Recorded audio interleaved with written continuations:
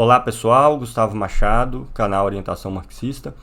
Tem todo um conjunto de autores hoje que se revestem da autoridade da chamada Nova Mega, com a publicação de manuscritos inéditos de Marx, para defender teses que são deles e eles imputam ilegitimamente a Marx, se revestindo da autoridade da Nova Mega, mesmo que ela não publique textos que corroborem essas teses. Um desses casos é Kevin Anderson com seu livro Marx nas Margens, Nacionalismo, Etnias e Sociedades Não Ocidentais, que eu vou fazer alguns comentários nesse vídeo logo após a vinheta. Nesse caso, não recomendando o livro, mas desrecomendando, tá joia? Então, logo após a vinheta, meus comentários a esse livro do Kevin Anderson.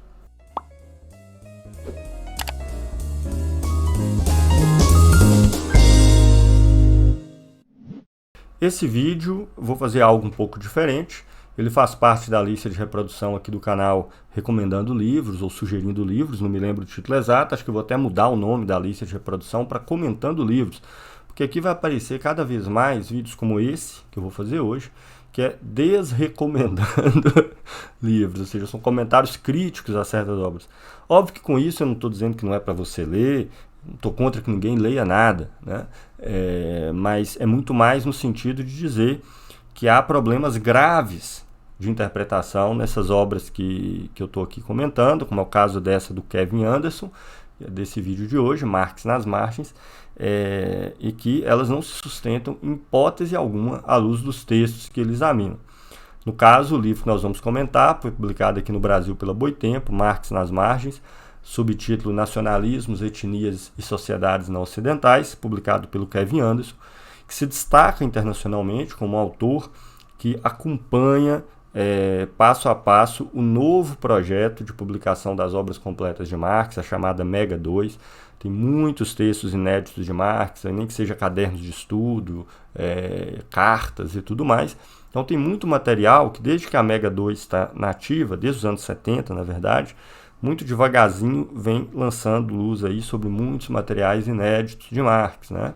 Por exemplo, tem um curso do Capital aqui, os manuscritos que Engels usou para editar os livros 2 e 3 do Capital já foram integralmente publicados pela Mega, né? Já estão integralmente publicados. Como são textos de difícil acesso, as obras da Mega são caríssimas, né? E escritas em alemão, mas eu disponibilizei todos que já foram publicados, tá? Para os membros aqui do canal, lá no nosso Google Drive, as cópias digitalizadas. Para quem não lê alemão, pode usar um Google Tradutor para pelo menos ter uma ideia do conteúdo. Lá tá, os materiais estão todos em formato editável. Então, esses autores, como Kevin Anderson, se reveste da autoridade desses textos pouco acessíveis e na maior parte dos casos ainda não traduzidos, alguma coisa traduzida por inglês, mas a maioria dos casos ainda não traduzido, para defender teses políticas que eles têm, teses em termos de programa, de intervenção, de transformação da realidade, que se diferenciam daquelas que se consolidaram no marxismo e que eles querem dizer, olha, ou Marx pensava assim, ou principalmente, como é o caso do Kevin Anderson, ali no final da vida, o chamado velho Marx, né, teve certas rupturas, certas mudanças, a Nova Mega prova isso, né, os textos inéditos provam isso, e utilizam então dessas interpretações tortas do Marx para defender esses novos programas de intervenção. No caso do Kevin Anderson, consiste basicamente no seguinte, tá? Primeiro, ele defende que há uma ênfase no final da vida de Marx nas chamadas sociedades não ocidentais, como ele chama, ou seja, que estão na periferia do capitalismo, que não foram ali o centro do desenvolvimento do capitalismo, como é o caso da Inglaterra, da França, da Alemanha e, em certa medida, dos Estados Unidos. Então, Marx teria passado a se preocupar com aquelas sociedades não ocidentais, da China, a Índia, né, a Rússia, a África, o que quer que seja, no final da vida, que até então ele não dava muito valor para isso. Para Marx, o centro era o centro da intervenção e a importância decisiva se dava no centro do capitalismo europeu. Então, essa é uma das teses que está ali por trás da obra do Kevin Anderson, ainda que nuançada, ele é muito sofisticado em vários momentos. E a segunda, na minha opinião, a mais problemática de todas, é que esse velho Marx, que a Mega estaria trazendo à luz agora, né, esse velho Marx, ele teria agora um projeto alternativo do socialismo, que se diferenciaria daquele que ele teria formulado desde o manifesto e tudo mais, que não mais exigiria como centro do processo de intervenção e transformação social a classe trabalhadora, e no interior da classe trabalhadora a classe operária industrial produtora de mercadorias. Então, Marx teria mudado isso aí no final da vida, atentado aí para a importância da questão colonial e dos camponeses, e teria formulado aí um projeto de socialismo que teria como centro o campesinato, pequeno proprietário daqueles países não ocidentais, né? Então, aqui em termos bem gerais, tá? Um pouco esquemáticos, mas essa é a tese que perpassa o livro do Kevin Anderson inteiro. E os exemplos que ele está dando utilizando a nova mega, essa coisa toda, é sempre para sustentar isso.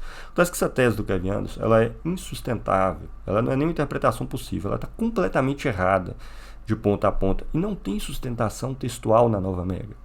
E aí eu vou fazer alguns comentários sobre isso, para quem lê o livro, quem tem intenção de ler, quer conhecer mais sobre o autor.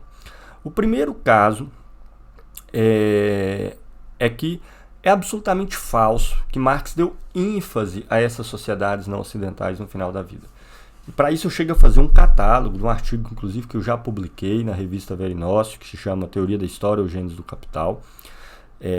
Desde 1851, pelo menos, tá? Marx estudou exaustivamente essas sociedades que o Kevin Anderson chama de não ocidentais, né? Que estão na periferia do capitalismo, ainda às vezes dominados por outros modos de produção, mas já em contato com o modo de produção capitalista por meio do sistema colonial, ou seja, por dominação política direta ou econômica. Por exemplo, a Índia era dominada política e economicamente pela Inglaterra, por meio de uma empresa privada. A China não, era um país independente politicamente, mas que perdeu as guerras do ópio, teve que abrir seus portos às mercadorias inglesas e por aí vai. Então Marx estuda essas sociedades de maneira assim, exaustiva desde 1851. Isso é abordado em meu livro também, Marx e a História, e não há nenhuma ênfase no final da vida do Marx. Tá? Para vocês terem uma ideia, tem talvez o maior volume de cadernos de estudos do Marx, que competem com esse do final da vida, que são os cadernos de Londres, como ficou conhecido, de 1850 a 53. Metade deles já foram publicados, mas os que não foram publicados nós sabemos que textos Marx estudou, porque os cadernos de Londres, você tem o índex no Instituto de Ciências Sociais de Amsterdã, nos Países Baixos, né, Holanda. Ele divulga, tem todos esses textos do Marx digitalizados lá. E a gente sabe, e praticamente esses estudos de 50 a 53, tal como os estudos que Marx vai fazer na vida, é basicamente leitura de outros autores, e onde Marx transcreve extratos desses autores, principalmente porque ele lia esses livros em grande medida no Museu Britânico, não eram livros que ele tinha em casa, e ele queria ter a parte desse material para consultar em casa. Ele tratava então boa parte do que ele lia no Museu Britânico.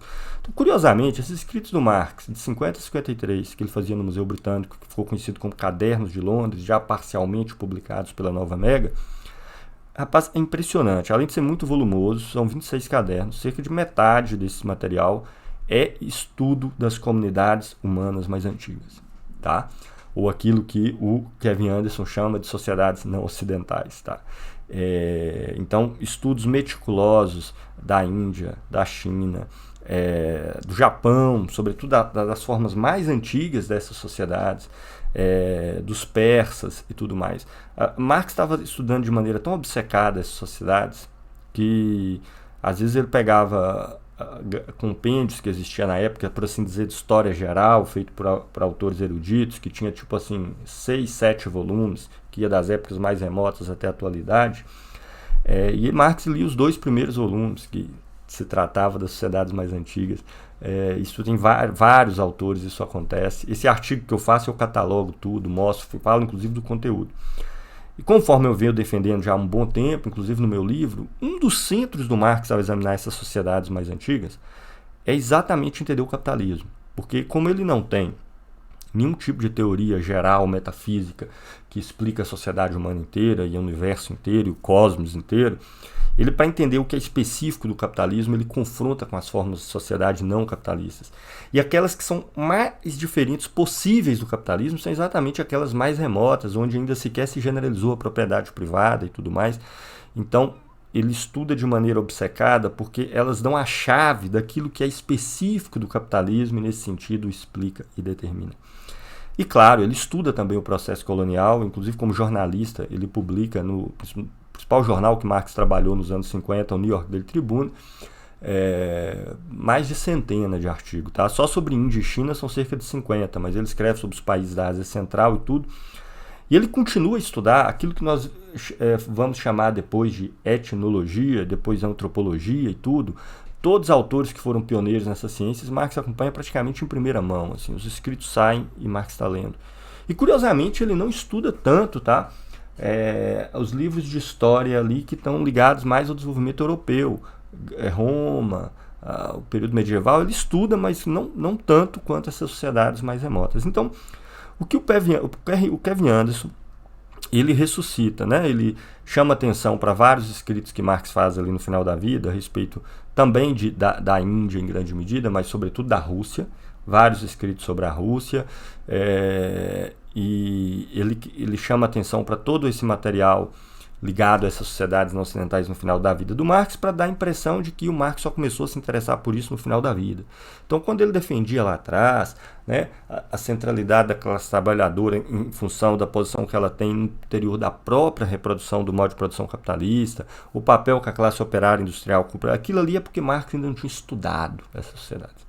E mais, eu chego a mostrar em um artigo que eu publiquei, vou botar tudo aqui na descrição, os links, especificamente sobre esses escritos russos, como as principais teses gerais que Marx tinha da diferença dessas comunidades mais remotas com o capitalismo, que ele tinha lá na época dos Grundrisse, em 57, 58, ele mantém nos escritos russos lá de 80, 81. Tá? Mas o Kevin Anderson ainda faz uma pegadinha. Né? Quando ele cria esse termo, escrito sobre sociedades não ocidentais, ele esquece de diferenciar três coisas quando Marx estuda as sociedades. Tá? Então, primeiro, às vezes Marx está estudando as sociedades mais remotas com esse objetivo que eu falei, de ver a sua diferença com o modo de produção capitalista. Que as sociedades eram assim, completamente o outro que o capitalismo. Né? Quando as mediações sociais ganham a autonomia aparente, o dinheiro, o capital, elas são importantíssimas, não vou entrar em detalhe aqui. Mas Marx às vezes está estudando, aí sim, o processo de dominação, né, o que hoje nós chamamos de colonização do capitalismo e desenvolvimento, que é outra coisa. Então, Marx também dedicou um bom tempo sobre isso nos anos 50 e 60, até mais do que no final dos anos 70. Veja que quando ele cria essa expressão sociedades não ocidentais, ele mistura coisas diferentes no mesmo bolo. Tá? Então, uma coisa é Marx estudar as sociedades mais antigas, vendo a sua diferença com o capitalismo. Outra é ele estudar o capitalismo e desenvolvimento e o processo de dominação e expansão do capitalismo por meio do sistema colonial. Isso é outra coisa, que inclusive nós vamos ver no nosso próximo curso do Capital, que já está quase pronto, sobre a assim chamada acumulação primitiva. E outra coisa ainda completamente diferente, são cerca de 3.000 páginas de caderno escrito na letra desse tamanhozinho, na verdade impresso vai dar aí milhares de páginas, de estudos que Marx fazia da Rússia no final da vida, que tinha como objetivo a seção 6 do livro 3 do Capital, o que hoje é a seção 3, que trata da propriedade fundiária e da renda da terra. Onde Marx vê na Rússia que ela poderia cumprir um papel análogo ao que as ilustrações sobre a Inglaterra cumpriram, por exemplo, no livro 1, porque a Rússia tinha as mais diversas formas de propriedade da terra que vocês podem imaginar.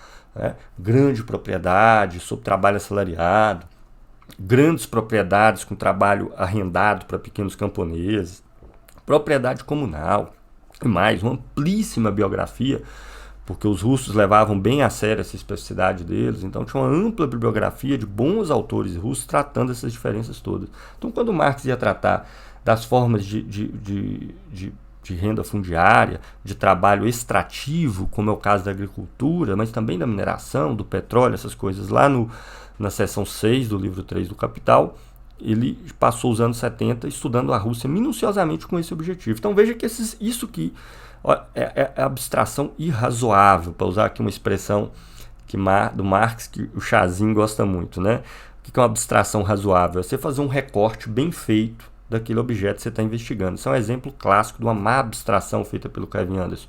Quando ele cria esse termo sociedades não ocidentais, ele mistura três coisas diferentes. o estudo das sociedades mais remotas, vendo a sua diferença com o capitalismo, o estudo do capitalismo que se expande sobre essas sociedades através do sistema colonial e o estudo que Marx faz da Rússia, no final da vida, com o objetivo de estudar uma parte particular do capital, que é aquela onde o capital se acumula também mediante a renda, que se dá mediante a relação de propriedade, principalmente da terra, onde a Rússia servia como modelo. Veja que são 3 coisas, né? Ou seja, eu não estou negando que esses países, essas coisas todas se interliguem uma a outra, mas são 3 objetivos diferentes dessas investigações de Marx. E o que faz o Kevin Anderson? Né? Ele, esculambado, mistura essas 3 coisas sem ver que os objetivos distintos do Marx é estudá-las e mistura tudo sobre o rótulo de sociedades não ocidentais. Com isso ele consegue dar uma quantidade gigantesca de material de Marx a respeito das sociedades não ocidentais e criar a impressão de que Marx teria visto nessas sociedades não ocidentais, né? Com esse recorte que ele criou no final da vida, coisas que antes estavam completamente ausentes. E veja, eu não estou negando que o Marx teve estudos específicos no final da vida e aprendeu coisas novas. Eu estou negando que as coisas novas que ele aprendeu no final da vida é essas que o Kevin Anderson indica. E claro, ele faz isso para chegar no seu real objetivo, que é o quê? Que é mostrar que Marx, né, ao defender, como ele de fato ele defende, que a Rússia não tinha necessariamente que passar pela etapa do comunismo, pela etapa do capitalismo para que a revolução socialista seja possível, que ele estaria defendendo ali então um novo programa de transformação social que seria fundado basicamente em formas aí do campesinato e não tinham mais a classe trabalhadora como centro e que a prova seria esses escritos russos do final da vida. Acontece que Marx não diz isso em momento algum, né? Também eu escrevo isso nos artigos meus sobre a Rússia, vou colocar aqui na descrição, também publicado pelo Verenócio. O Marx simplesmente nega que a Rússia teria necessariamente que passar por uma longa etapa de desenvolvimento do capitalismo, tá? Como é hoje quase que universal dentro das visões marxistas, para que o socialismo fosse possível. Ele nega que isso seja que tenha necessariamente que ocorrer isso, tá? Em função de uma teoria geral da história que diz que todo país, individualmente falando, ele tem que passar necessariamente por um longo período de desenvolvimento do capitalismo para que o socialismo seja possível. Porque todos os países tenham se desenvolvido internamente o capitalismo muito ou pouco, eles estão vinculados a esse sistema mundial do capitalismo, né? Então Marx nega isso de maneira categórica. Em certo sentido, ele apoia a luta de um grupo político que existia na Rússia, os Narodiks, contra o czar, mas em nenhum momento ele avaliza esses grupos que ficaram conhecidos como Narodiks, né? Não vem ao caso, às vezes traduzido como populistas. Em nenhum momento Marx avaliza o programa desse grupo em seu conjunto, pretende fazer parte dessas organizações e coisas que o valem. Ele apoia uma luta particular desse grupo contra o czar, né? O que leva ele, inclusive, até ter uma certa preferência por certos indivíduos que pertenciam a esses grupos, do que alguns marxistas russos que existiam na época, exilados em Londres, inclusive, que ficavam só fazendo discursos abstratos, inclusive sobre a necessidade ainda de um longo período de desenvolvimento do capitalismo russo para ter revolução. Mas Marx em nenhum momento avaliza esses grupos e apoia esses grupos, e é tão assim que uma carta de uma revolucionária russa, Vera Zasulich, já publicadas há muito tempo, inclusive, que ela pergunta se a Rússia teria que necessariamente passar por um longo período de desenvolvimento do capitalismo, e Marx responde que isso de forma alguma tinha que se impor necessariamente, e que se uma revolução russa se combinasse com uma revolução socialista na Europa, a Rússia poderia desenvolver, caminhar rumo ao socialismo sem ter que ter passado por um longo período de desenvolvimento do capitalismo. Em todos esses textos do Marx, escritos no final dos anos 70, em nenhum momento ele avaliza o movimento Narodnik, né, russo, e ele diz de uma nova estratégia de destruição do capitalismo que poderia ser feito autonomamente, sem centralidade da classe trabalhadora. Isso não está escrito em lugar nenhum. Né? Ainda que, óbvio, Marx não negue os outros agentes sociais. Certamente o campesinato tem grande importância onde quer que seja, mas ele nega que o campesinato autonomamente, sem um processo que seja regido pela classe trabalhadora organizada, possa de fato pôr abaixo o modo de produção capitalista, não por questões individuais, mas pelo papel social que a própria classe trabalhadora e a classe operária industrial, com suas particularidades, que hoje eu não vou centrar nisso, ela tem no interior dessa forma de organização social e o campesinato não tem. O que não impede Marx de apoiar a luta de uma organização contra o czar, que era a principal força contra-revolucionária europeia no século XIX. Da mesma forma que nos anos 60, por exemplo, Marx apoia a luta do movimento feniano, que era um movimento pela independência da Irlanda, que não era um movimento socialista, de destruição do capitalismo, nada disso. Mas veja, Marx em nenhum momento se torna feniano, mas ele apoia a luta do movimento feniano contra a dominação inglesa da Irlanda, que a Inglaterra dominava a Irlanda política e economicamente. Né? Então perceba que você é igual hoje. Né? Você pode atuar em conjunto com uma organização que está lutando pelo Fora Bolsonaro, e se você concorda com o Fora Bolsonaro, você pode atuar e apoiar a luta pelo Fora Bolsonaro, que não quer dizer que você vai entrar nessas organizações e avalizar em conjunto o projeto que essa organização tem contra o Fora Bolsonaro. Né? Eu estou contra o MBL e lutar contra o Fora Bolsonaro? Não, se eles acham que o Bolsonaro tem que cair e estão dispostos a lutar para que ele caia até o fim, então vamos lutar para que ele caia. Agora, o que você defende em termos de projeto de país, etc., eu combato até o limite. Né? Enquanto saída e tudo mais. Né? Então, não há nos textos de Marx, em nenhum momento, a criação de um projeto de transformação e destruição do capitalismo que não passe pelo papel central que a classe trabalhadora, no geral, e a classe operária industrial, em particular, tem um papel central em função da posição que ela tem no interior do próprio modo de produção capitalista. Isso não foi elaborado por Marx em lugar nenhum. Né? E o que ele faz ali é simplesmente negar essa teoria geral da história, que diz que necessariamente o país tem que passar por uma longa etapa de desenvolvimento do capitalismo, ainda que o próprio Marx, nesse caso, não consiga, embora ele negue que a Rússia tenha que passar por um longo período de capitalismo, ele ainda não consegue encontrar dentro da Rússia forças sociais capazes de conduzir uma revolução social russa até o fim. Tanto que ele não responde a essa pergunta, ele fica em dúvida. A Rússia ainda não tinha o vasto operariado que ela vai se desenvolver no finalzinho do 19, que vai depois culminar, vai ser base social aí das revoluções russas de 1905 e 1917. Então veja, se o Perriandros quiser pensar diferente de Marx, não tem problema nenhum. Agora o problema é que ele quer impor ao Marx um pensamento que ele nunca teve, uma elaboração que ele nunca teve. E cujos últimos textos do Marx, né, que na verdade, para ser bem sincero, nem foram publicados pela Mega ainda, os textos não publicados, como os manuscritos russos, de estudos do Marx da propriedade fundiária russa, ainda não foi publicada.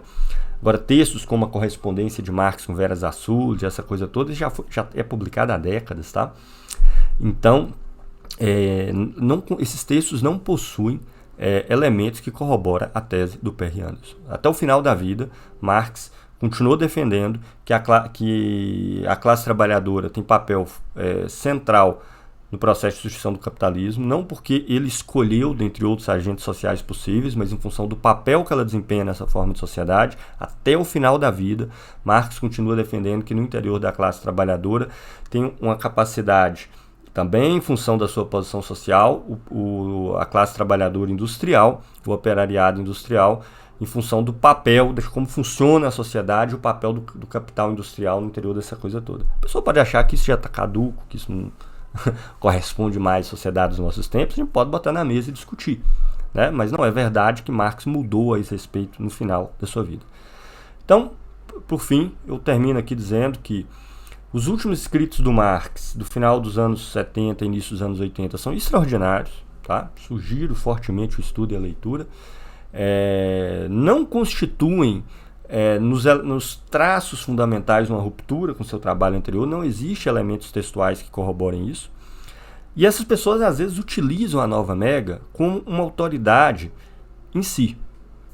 Muito comum. Vou dar só um exemplo rápido aqui, tá? Por exemplo, Michael Heirich, um pesquisador aí famoso do Capital, ele tem teses sobre a teoria do valor específicas dele, que na minha opinião estão erradas, ao menos em alguns elementos fundamentais, sobre a queda da taxa de lucro.